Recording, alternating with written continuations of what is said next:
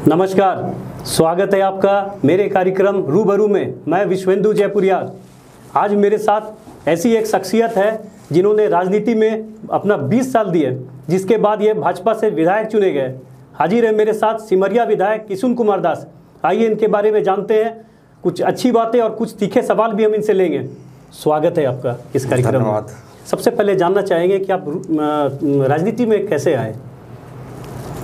हम तो संत Columbus college का स्टूडेंट थे। हरिजन हॉस्टल से पैदल जाते थे, पैदल आते थे। उस समय सवारी भी नहीं थी और हम लोग जिस परिवार से आते थे इतना सक्षम भी नहीं थे कि सवारी रखते। तो उस समय 90 के आसपास जब हम कॉलेज में 85-86 में आए तो शुरू से ही मेरा झुकाव छात्र संगठन की ओर रहा और छात्र आंदोलन में जो कॉलेज में हुआ करता था उसमें हम चढ़ बढ़ के हिस्सा लेते थे। उसके बाद ग्रेजुएशन करने के बाद फिर मेरे पिताजी का देहांत हो गया। अब फिर हमको बैरन वापस लौटना पड़ा और घर गृहस्थी संभालते हुए हम समाज का काम करते रहे लगातार 25 वर्षों तक। ऐसे तो राजनीतिक जीवन मेरा 32 साल का है, क्योंकि 95 में भी हम चुनाव लड़े थे माले से, शायद आप लोग को पता होगा। और 96 में हम बीजेपी ज्वाइन किया और तब से लगातार संघर्ष करते करते जनता का जो मूलभूत समस्या था, अभी तो मेरे यहाँ मगध अम्पाली कोल माइंस भी खुला है, लेकिन उस समय जब हम लोग आंदोलन करते थे तो पिपरवार माइंस भी उस समय खुला था और पिपरवार में भी हम लोग आंदोलन करने ले जाते थे वहाँ के रैयतों के सवाल पे। तो काफ़ी लंबा एक संघर्ष का अनुभव भी रहा और आज हम शुक्रगुजार हैं भारतीय जनता पार्टी का, जिन्होंने लंबे प्रयास के बाद टिकट दिया और आप तमाम लोगों के सहयोग से, आशीर्वाद से आज हम सिमरिया विधानसभा से जनप्रतिनिधि के रूप में हैं। तो इसके लिए आप तमाम लोगों को मैं हृदय की गहराइयों से आभार व्यक्त करता हूँ। स्टूडेंट लाइफ आपका हजारीबाग में बीता, उस दौरान कभी आपने सोचा था कि समाज सेवा करते हुए आप विधानसभा तक पहुंच जाएंगे? देखिए, वो भी इतनी आसानी से नहीं। विधानसभा में हम पहुंचेंगे, MP MLA बनेंगे, ऐसी सपना भी मेरे दिल दिमाग में नहीं थी। लेकिन गरीबों के लिए कुछ कर सकें, इसके लिए हम चिंतित रहते थे। गांव घर में जब देखते थे कि वो काम धाम में है तो चूल्हा नहीं जलता था, लोग काफ़ी फाका कसी में ज़िंदगी व्यतीत करते थे, उस समय हमको काफ़ी दर्द होता था। तब वो अमीर और गरीब में का दर्द हमको महसूस होता था और शुरू से ही हम गरीबों का आवाज़ बनने का काम किए हैं। आप टंडवा से आते हैं, जिसको चतरा का इंडस्ट्रियल टाउन कहा जाता है, क्योंकि काफ़ी NTPC का प्रोजेक्ट लग रहा है, पावर प्लांट और भी कई चीज़ें वहाँ पर आ रही हैं। लेकिन सबसे बड़ा बात समस्या कनेक्टिविटी का। गेरुआ पुल जो उसका लाइफ लाइन है वो तो ध्वस्त हो चुका है और अभी तक बन नहीं रहा है। लोगों को इससे काफ़ी परेशानी हो रही है। देखिए, पुल ध्वस्त होने के 3 दिनों के अंदर, उस समय चूँकि मेरा सत्र भी चल रहा था और हम सत्र में लगातार इस क्वेश्चन को उठाए हैं। ये तो उससे फ़ायदा क्या हुआ? आम लोगों को तो कोई फ़ायदा नहीं हुआ। भी यह आश्वासन दिए कि बहुत जल्द बनवाएंगे, लेकिन आप लोगों को भी पता है कि विगत 10 महीनों से झारखंड में सारे विकास कार्य ठप हैं। आज भी ट्रेजरी फुल फ्लेजर काम नहीं कर पा रहा है। झारखंड सरकार कोरोना के बहाने आज भी चल रही है और अगर सही मायने में देखा जाए तो इस सरकार का अगर कोई उपलब्धि है तो सिर्फ ट्रांसफ़र और पोस्टिंग ही है। इसके अलावा कोई भी जनहित के काम सरकार आज तक नहीं कर पा रही है। जहाँ तक मेरा पुल का सवाल है, अभी एक झारखंड सरकार से, उनके सेक्रेटरी से काफ़ी दबाव दे करके लगभग 2 करोड़ रुपये का डाइवर्सन का हमने टेंडर करा दिया, फाइनल भी हो गया है, काम शुरू होने जा रहा है। और NTPC से भी 2 करोड़ का पीपा पुल काम शुरू हो गया है। अभी शिलान्यास हमको जाकर 2-3 दिन के अंदर करना है, उसका मटेरियल भी रहा है। तो हम लगातार प्रयास कर रहे हैं। और जहाँ तक पुल का सवाल है, ये पुल टूटा और झारखंड सरकार की जिस तरह से इनका हम रवैया देखे, ये काम टालू नीति से चल रहे थे। तो मेरे यहाँ साज का एक बड़ा पुल बन रहा है ना, डबल पुल है, तो उसमें उनका 24 करोड़ रुपया बकाया था सरकार के यहाँ। तो सेक्रेटरी से कहा कि उनको हम पैसा 16 करोड़ रुपया दिलाए हैं, 1-2 महीना के अंदर वह पुल फुल फ्लेजर काम करने लगेगा, तो टंडवा का दुख दूर हो जाएगा। आपके यहाँ NTPC है और CCL भी है, लेकिन CSR फंड का इस्तेमाल अच्छे तरीके से नहीं होता जैसा कि लोग कहते हैं। देखिए, अभी हम 15-20 दिन पहले दिल्ली गए थे।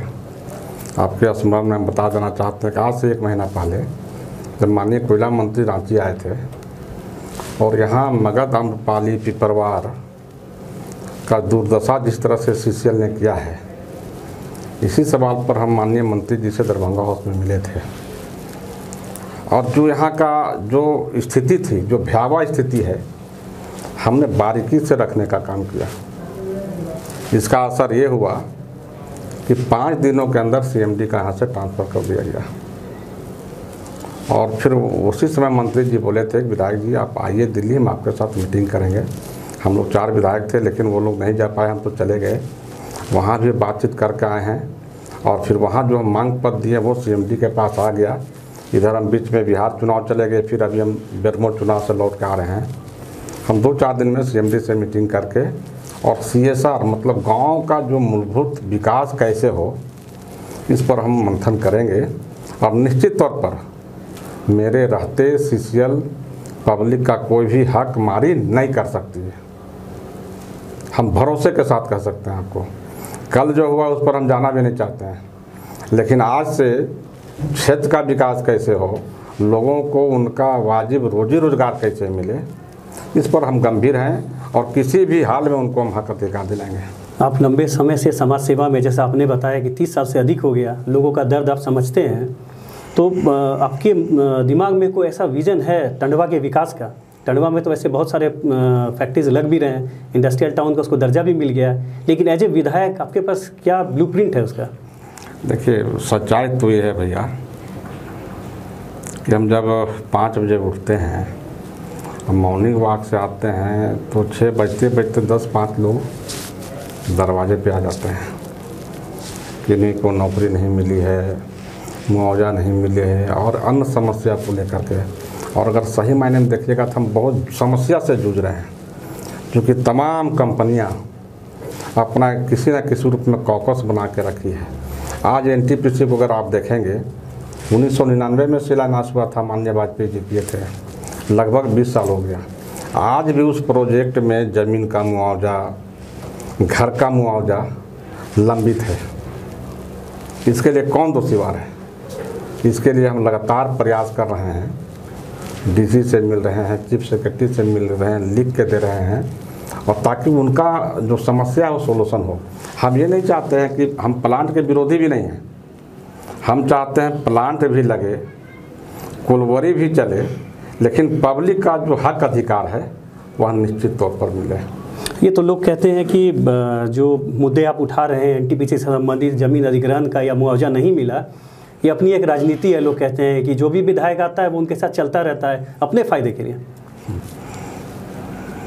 अब ये तो अभी लग सकता है लोगों को, क्योंकि हम समझते हैं कि उपेंद्र नाथ दास जी और ईश्वरी पासवान जी के बाद हम किसी के आलोचना के हिसाब से नहीं बोल रहे हैं, लेकिन जो लीडर का एक गुण होना चाहिए कि पब्लिक के लिए कुछ कर सकें, ऐसा हमारे लोग नहीं कर पाए। और अभी हमको भी जल्दबाजी होगा बहुत बात बोलना, तो ये साल भर के अंदर आपको अपने आप सवाल का जवाब आपको मिल जाएगा। हम चाहते क्या हैं, वो सारी चीज़ें परिप्रेक्ष्य में आ जाएंगी। सिमरिया का एक महत्वपूर्ण हिस्सा है इटखोरी, जो आपके विधानसभा क्षेत्र में आता है। माँ भतकाली जो जगह है वो इंटरनेशनली बड़ा फेमस है। उसके विकास के लिए राज्य सरकार ने भी एक जो तैयार किया था, लेकिन वो अब धरातल पर उतर नहीं पा रहा है। कोरोना का आड़ लेके उसको रोक दिया गया। वो जो वहाँ पर बहुत सारा कुछ बनना था, मेगा गेट और प्रेयर व्हील या सारा कुछ, वो सारा काम रुका पड़ा है। देखिए, 500 करोड़ का प्रोजेक्ट माननीय रघुवर दास जी के द्वारा मंजूरी दिया गया था, लेकिन सरकार बदलने के बाद हेमंत जी इसको ठंडे बस्ते में डाल दिए हैं।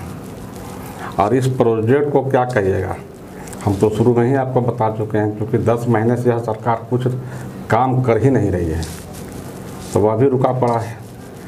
अभी सरकार की इच्छा शक्ति पर है कि वो करना चाहती है या नहीं करना चाहती है। उसको बौद्ध सर्किट से जोड़ना है। वो बोध गया, कौलेश्वरी, भद्रकाली, ऐसा एक सर्किट में उसको जोड़ करके डेवलप करना था और उससे काफ़ी लोगों को रोजी रोज़गार भी मिलता, लोग खुशहाल भी होते। उस प्रोजेक्ट के पीछे यही कारण था, लेकिन सरकार उसमें विफल साबित हो रही है। लोगों का कहना है कि सरकार का आड़ लेके, सरकार को नाकाम बता के, सरकार को असफल बता के आप लोग उसका फ़ायदा उठा रहे हैं। क्या फ़ायदा उठा रहे हैं, जैसे आप बता दीजिए। लोगों का कहना है कि आप काम अगर नहीं हो रहा है तो आप पूरा का पूरा ठिकरा हेमंत सोरेन सरकार पे फोड़ रहे हैं। एक चीज़ बता दीजिए, जनप्रतिनिधि का जो उसका निधि है, आप सरकार अपने स्तर पे अगर सरकार के स्तर पे नहीं कर रहे थे तो जनप्रतिनिधि का जो विधायक निधि है, अगर वह भी आप जारी कर देते तो क्षेत्र में कुछ ना कुछ तो जनप्रतिनिधि काम कराता।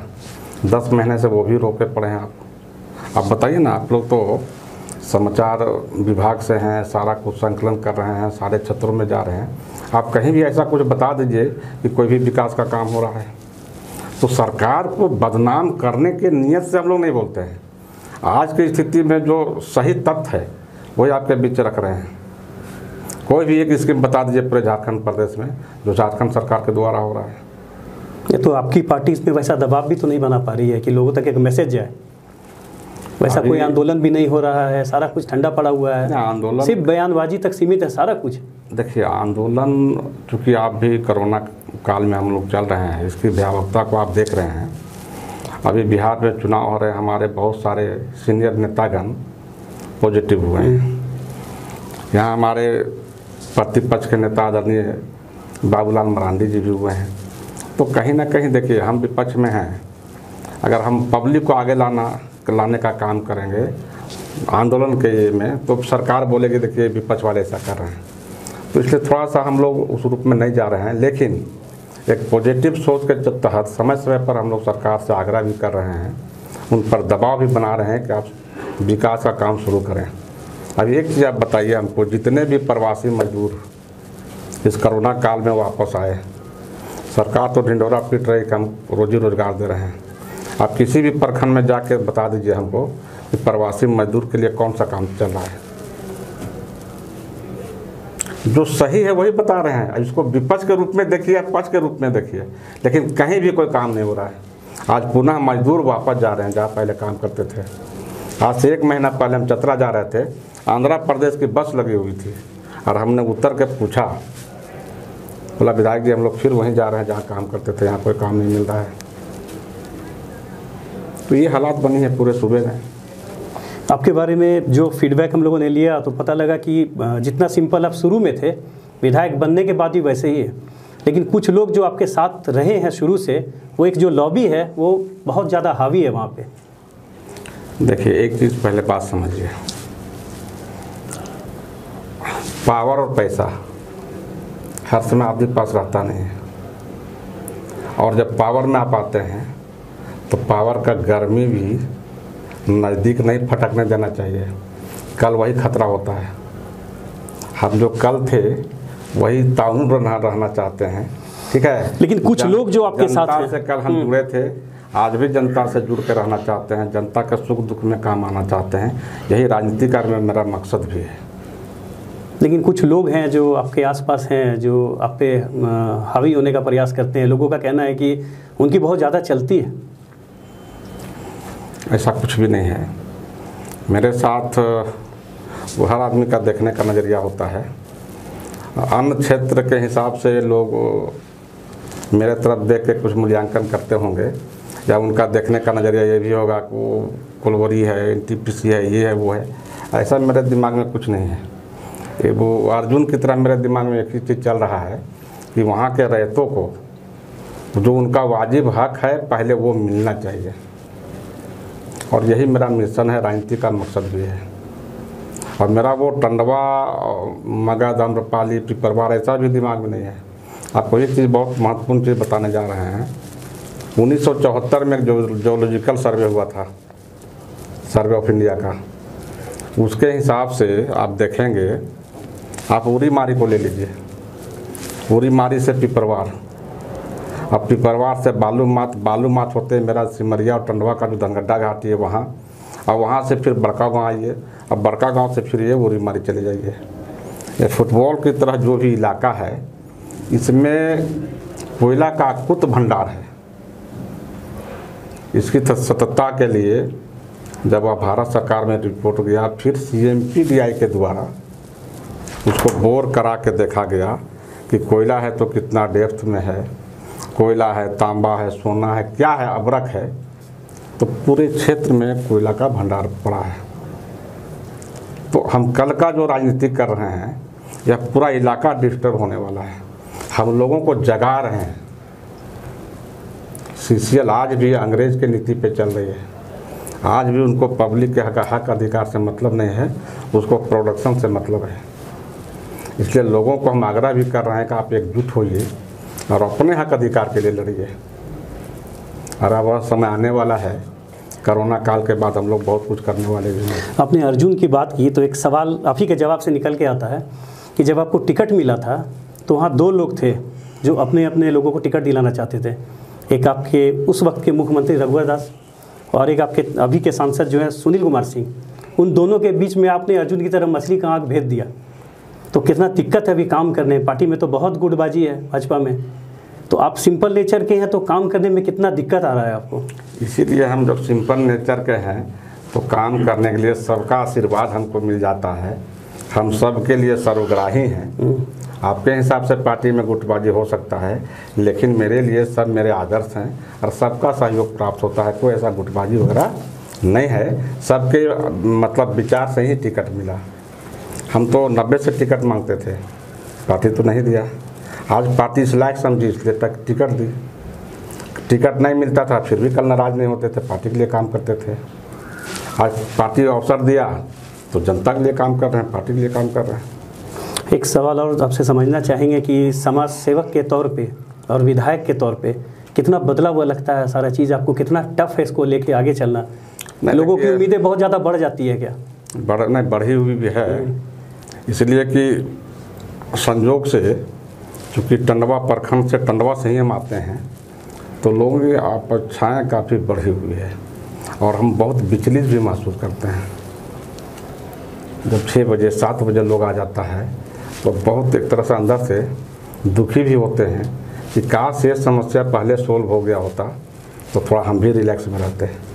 लेकिन हम लगातार समस्याओं से जूझ रहे हैं। टंडवा में आपके लिए एक चुनौती आ रही है अपने लोगों को जीतना। जहाँ से आप बिलोंग करते हैं टंडवा से, वहाँ का वोट प्रतिशत कम रहा था। ये चुनौती आपके लिए बहुत बड़ी है कि आप उन लोगों का दिल भी जीते ताकि अगला बार जब चुनाव हो तो कम से कम वहाँ से वोट प्रतिशत बढ़े। अगर कहीं से घटा तो वो मैनेज हो जाए। देखिए 30 वर्षों का जो राजनीतिक जीवन था, हम टंडवा में क्या बोलेंगे उसको 2 बजे से 8 बजे रात तक समय दे पाए थे। कई घंटा हुआ गिन लीजिए आप। रात में 9-10 बजे रात लौटना, 1-1:30 बजे 2 बजे सोना, फिर 5 बजे उठना, ये दिनचर्या था। तो अपना गिरा प्रखंड समझ के हम ज़्यादा समय नहीं दे पाए, जिसका लाभ हमको अपेक्षाकृत नहीं मिल पाया। फिर भी लोग, चूँकि मेरा जन्मस्थली है, मेरा घर है, आने वाला समय में जो भी अगर कुछ कमियां हैं ना उसको हम दूर करेंगे, उनके नज़दीक पहुंचने का काम करेंगे, उनका विश्वास जीतने का काम करेंगे। एक अंतिम सवाल आपसे लेंगे कि जो भी अधिकारी आते हैं, छतरा मतलब क्रीम पोस्टिंग, लोग को लगता है कि एक्सट्रीमिस्ट का वो जगह स्ट्रॉन्ग होल्ड है, वो तो दिक्कत है वहाँ, लेकिन वहाँ कुछ वजह और है, वो आप भी जानते हैं, हम लोग सब जानते हैं। अधिकारी आते हैं, अपना उल्लू सीधा करते हैं, चले जाते हैं, काम नहीं होता है। वहाँ की सड़कों को देख के ये समझ में आता है, पूरा माने वेल रिसोर्स्ड एरिया है, वो जंगल है, सारा कुछ है, लेकिन अगर चले जाएं आप तो पहला जो इम्प्रेशन बनता है खराब सड़क, वो कभी बन नहीं पाता। आपके क्षेत्र का भी वही हाल है। देखिए, चुनाव जीतने के बाद चतरा से बिरहू आनी हजारीबाग, इसके लिए भी पोस्टर उठाए थे। रात से 2 महीना पहले भी हम सेक्रेटरी से मिल के लिख के भी दिए हैं, चीफ सेक्रेटरी से भी वार्ता हो गई। वही है कि एक सरकार जो ट्रेजरी बंद कर दी है, अब किसी का बिल फंसा हुआ है 10 करोड़ रुपया, अभी ट्रेजरी में जो आदेश दिया है वो 10% रिलीज करना है पैसा। ठेकेदार पैसा कहाँ से लाएगा? तो टेंडर फंड का कमी है ना, सरकार पैसा नहीं दे रहा है। फिर बात तो वहीं आ गया ना। जो आप सुनना नहीं चाहते हैं। जनता भी तो नहीं सुनना चाहती ना, जनता तो काम चाहेगी। जनता काम चाहिए तो फैक्ट यही है कि सरकार पैसा रिलीज नहीं कर रही है। जनता को क्या, जैसे मैं आपसे अगर हजारीबाग की बात करूं तो अगर कहीं कोई गंदगी है या कुछ भी समस्या है तो लोग कहते हैं ये उसकी जिम्मेवारी थी, मेरी नहीं। बिल्कुल, बिल्कुल। चुने हुए प्रतिनिधि कहते हैं, तो जनता के पास इतना समय कहाँ कि वो ये सुने। चुना है आपको तो वो चाहेगी कि आप काम करें, आप उनकी उम्मीदों पर खरा उतरें।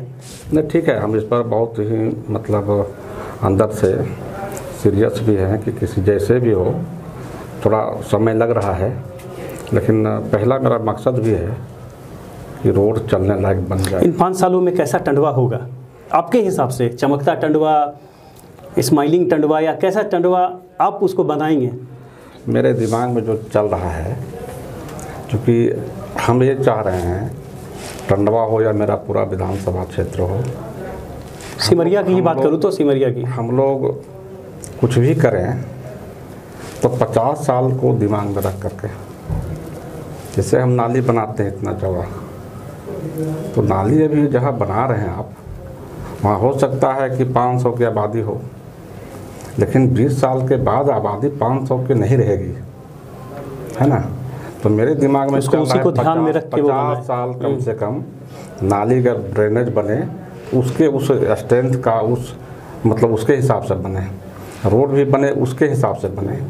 ऐसा नहीं 10 गाड़ है तो 5 फीट रोड चौड़ा करके बना दो भैया, अरे कल तो आबादी बनेगी। हम जब जन्म लिए तब से टंडवा को जो देख रहे हैं वही है। अरे अब तो सकल सूरत बदलना चाहिए। अगर बोलते हैं एशिया महादेश का सबसे बड़ा कोल फील्ड है, मतलब अब जो टंडवा हम लोग देख रहे हैं सिमरिया को, वो वैसा नहीं रहेगा। अब आपकी आंखों से सब देखें, बदलना चाहिए, बदलेगा बदलना वो। चाहिए, है ना।